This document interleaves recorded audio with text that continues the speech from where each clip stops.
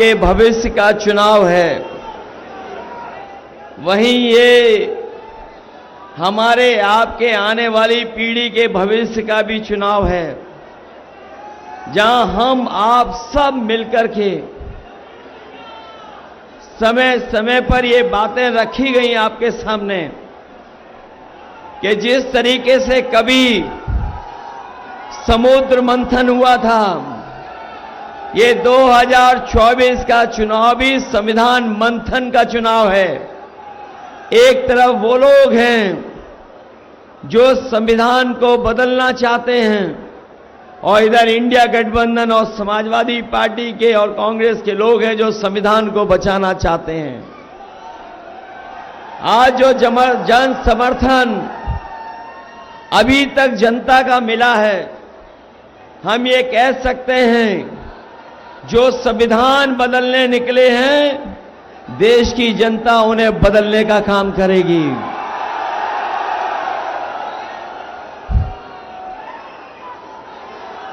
बाराबंकी का चुनाव तो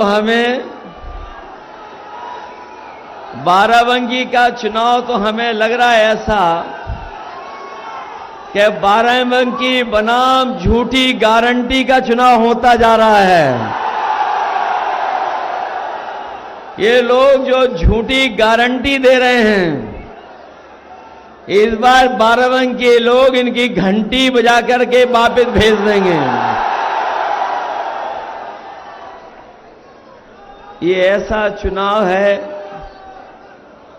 जहां जनता ने अपने आप हाथ में चुनाव ले लिया है और जनता मन बना करके बैठी है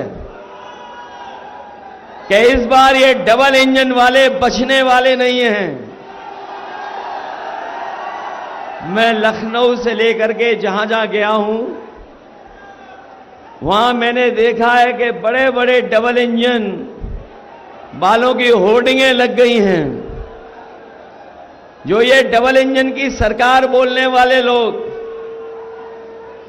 इन्होंने बड़ी बड़ी होर्डिंगें लगाई हैं हर शहर में, और जब होर्डिंग देखोगे कई जगह एक इंजन गायब है, लखनऊ वाला इंजन गायब है। और सुनने में आया है कि बाराबंकी का इंजन तो इन्हें पहले ही बदलना पड़ गया था, और जब बाराबंकी के लोग 5वें चरण में वोट डालेंगे तो रहा बचा जो एक इंजन है वो भी गायब हो जाएगा। दिल्ली से सरकार बचने वाली नहीं है। पिछले 10 साल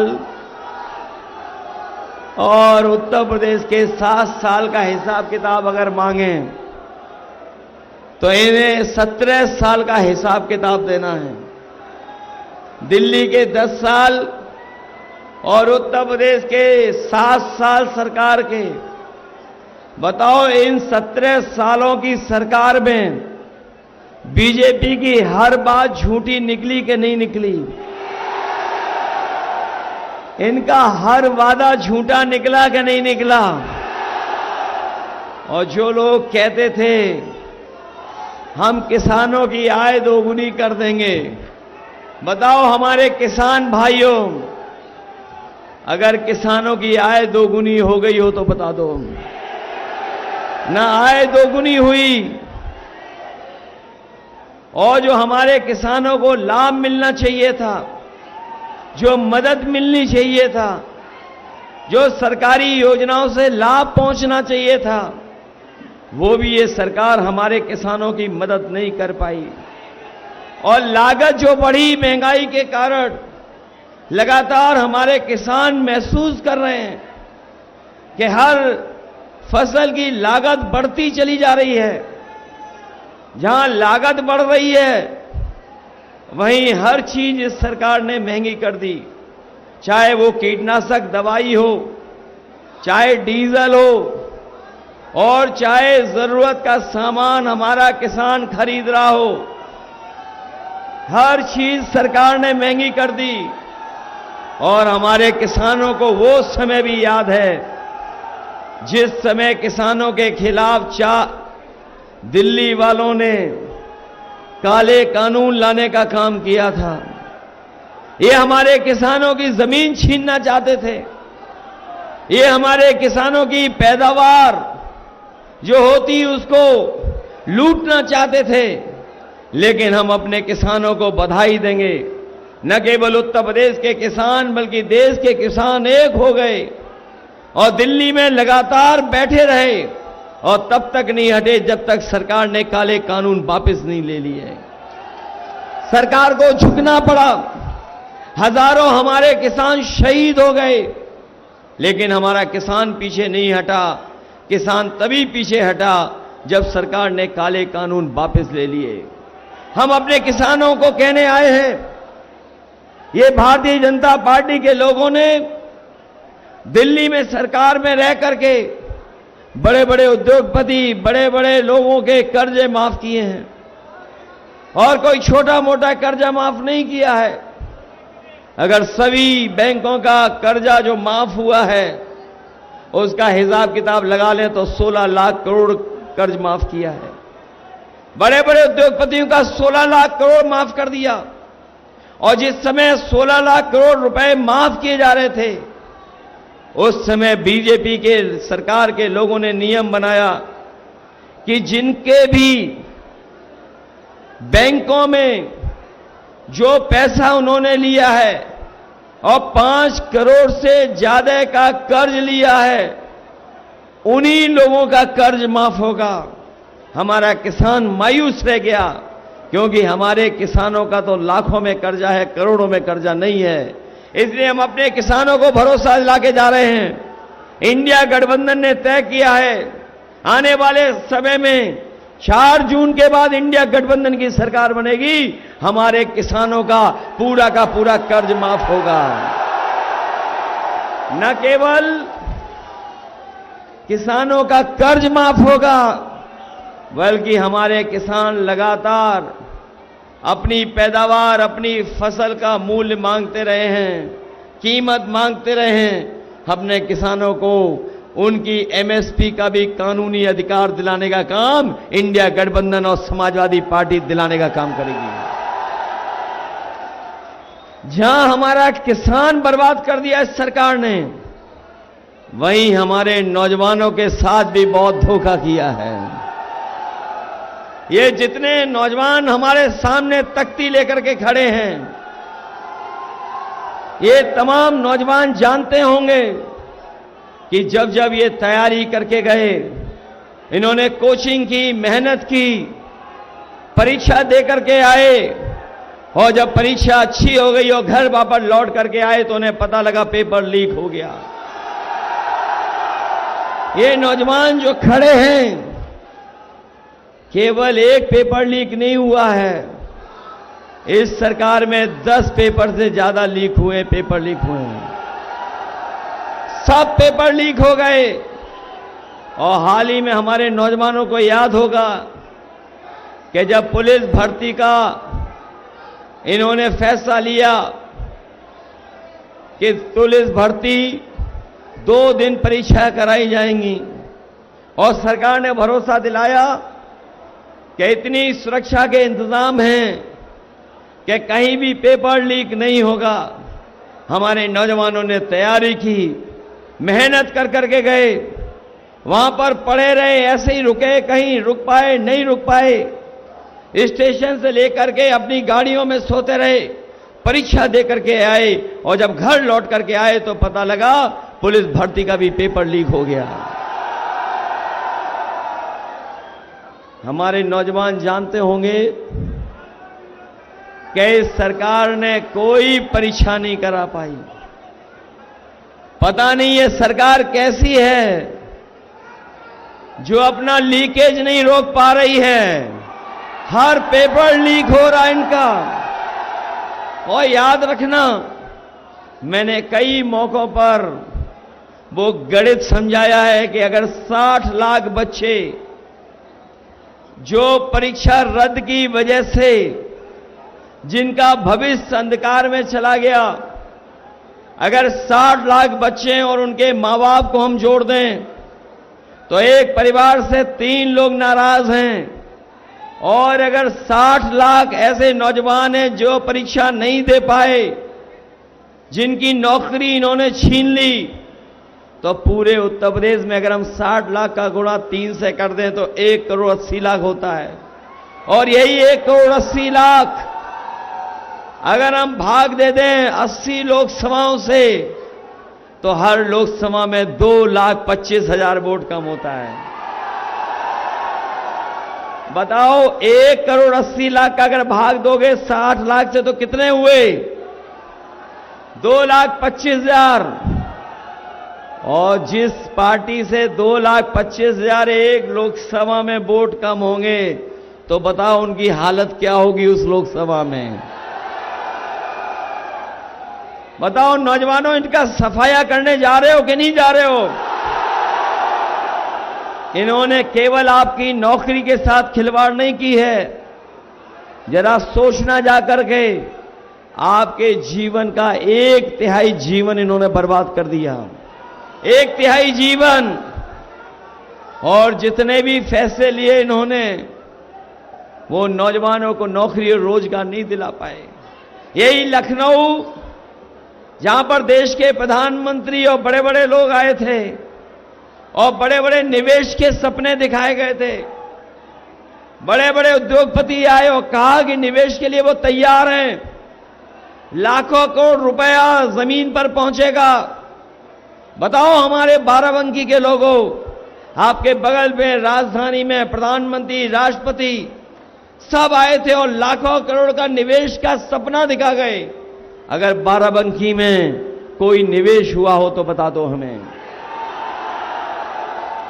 और न निवेश किया, जो योजनाएं समाजवादी सरकार में चल भी रही थी, उन तमाम योजनाओं को इन्होंने बर्बाद कर दिया। बताओ, एम्बुलेंस बर्बाद कर दी कि नहीं कर दी? और ये 100 नंबर वाली गाड़ी जो 112 कर दी, जब से सरकार ने 100 से 112 किया, जब से 100 से 112 नंबर बढ़ा दिया, हमारे खाकी वर्दी भाइयों को भी लगा कि उन्हें भी अपना रेट बढ़ा देना चाहिए। और अगर आज फोन करते होगे तो एक से वसूली नहीं करते, दोनों पक्षों से वसूली कर लेते हैं। और हमारे नौजवान साथियों, आपको याद होगा, न केवल आपकी परीक्षाओं के पेपर लीक किए हैं, बल्कि अग्निवीर की नौकरी भी इन्होंने 4 साल की कर दी। ये 4 साल की नौकरी ऐसी है कि अगर कोई नौजवान अग्निवीर की नौकरी में गया और शहीद हो गया, तो उसको शहीद का दर्जा नहीं मिलेगा, जो सुविधाएं होती हैं वो भी नहीं मिलेंगी। और याद कीजिए, नेताजी ने कभी फैसला लिया था कि अगर कोई शहीद होगा तो उसका पार्थिव शरीर अंतिम दर्शन के लिए पूरे सम्मान के साथ घर परिवार के बीच में लेके जाया जाएगा। अगर अग्निवीर होगा कोई, तो उसको आखिरी समय पे भी ये सम्मान नहीं दे पा रही सरकार। हम अपने नौजवानों को कह के जा रहे हैं, जिन्होंने ये अग्निवीर व्यवस्था बनाई है, समाजवादी और इंडिया गठबंधन की सरकार बनेगी, अग्निवीर व्यवस्था हमेशा हमेशा के लिए खत्म हो जाएगी और पहले जैसी नौकरी होगी, पक्की वर्दी के साथ पक्की नौकरी होगी। ये अग्निवीर वाली आधी अधूरी नौकरी हम स्वीकार नहीं कर सकते। ये तो अभी फौज के साथ हुआ है, ये तो अभी फौज के साथ हुआ है।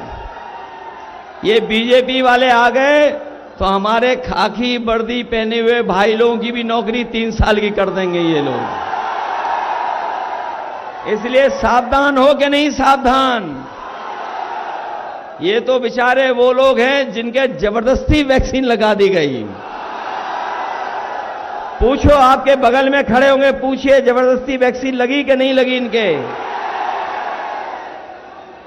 और अब वैक्सीन वाली कंपनी कह रही कि हम वैक्सीन वापस ले लेंगे।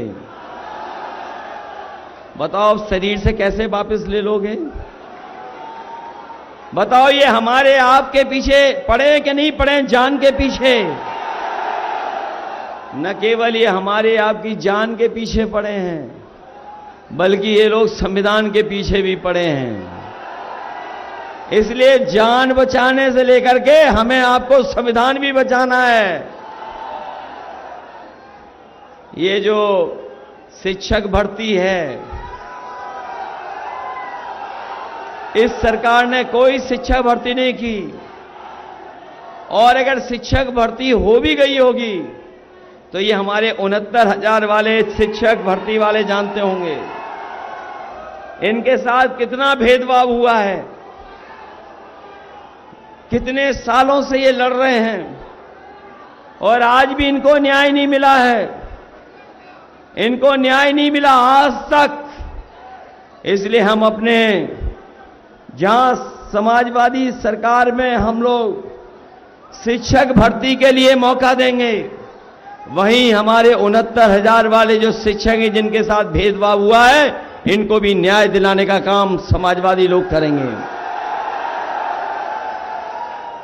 ये जब बीजेपी को सरकार बनानी थी तो गरीबों को ये राशन दे रहे थे, और राशन में दाल भी दे रहे थे, कभी कभी चना भी दे रहे थे, रिफाइंड तेल भी दे रहे थे, नमक भी दे रहे थे। और बताओ राशन में आजकल क्या क्या दे रहे हैं ये लोग? क्या दे रहे हैं राशन में? ये जो राशन में कोई नई चीज पौष्टिक बहुत है वो दे रहे हैं। बताओ राशन कितना घटिया दे रहे हैं आपको? बताओ घटिया राशन दे रहे हैं कि नहीं दे रहे हैं? इसलिए हम अपने गरीबों को बता के जा रहे हैं, जहां गरीबों के राशन की गुणवत्ता को बेहतर करेंगे, मात्रा भी बढ़े, और जिस तरीके से संपन्न लोग बड़े बड़े शहरों में पौष्टिक और गुणवत्ता के साथ पैकेज्ड आटा खा रहे हैं, ले रहे हैं, बाजार से खरीद रहे हैं, तो हम समाजवादियों ने तय किया है अपने गरीबों का जहां पर राशन की गुणवत्ता बेहतर करेंगे, वहीं पौष्टिक पैकेट आटा के साथ साथ डाटा भी फ्री देने का काम होगा। और डाटा इसलिए क्योंकि डाटा भी आज उतना ही जरूरी है। डाटा भी जरूरी है। तमाम कंपनियां आई थी, अगर आपको याद हो, जब उन्हें बाजार में रहना था, बाजार को कब्जा करना था, तो फ्री डाटा के साथ साथ आपको मोबाइल दे रहे थे। और आज डाटा के लिए भी पैसा लग रहा है। कोरोना के समय पर हम लोगों ने देखा कि जो संपन्न परिवार के लोग हैं, उनके परिवार के बच्चों का किसी का साल खराब नहीं हुआ, किसी का साल नहीं गया, वो ऑनलाइन पढ़ाई कर सकते थे। तमाम आज हम लोग डाटा के माध्यम से ऑनलाइन बहुत सारी जानकारी हासिल कर सकते हैं, सरकारी सुविधाएं ले सकते हैं। पेपर अगर हमें भरना है तो हम बहुत सारी चीजों को उससे कर सकते हैं। इसलिए समाजवादियों ने तय किया है कि आटा के साथ साथ डाटा भी फ्री देने का काम होगा। हमारे साथियों को याद होगा, जब समाजवादी सरकार थी तो हम लोगों ने लैपटॉप दिया था, और जिन नौजवानों के घर में होगा वो आज भी चल रहा होगा, और जब चलाते होंगे तो नेताजी और हम ही लोग दिखाई देते होंगे। इस सरकार ने लैपटॉप तो दिया नहीं, लेकिन हम लोगों ने इतनी बड़ी चीज दी थी, इन्होंने इतनी छोटी कर दी, और उसमें भी नकल कर करके फोटो डाल दी। लेकिन इतना रद्दी दिया है कि उंगली घिसते रहो, चलता ही नहीं है। बताओ घटिया दिया कि नहीं दिया? और न केवल इन्होंने नकल कर करके घटिया दिया है, बल्कि हमारे किसान भाई जानते होंगे कि इन्होंने बोरी से भी चोरी कर ली।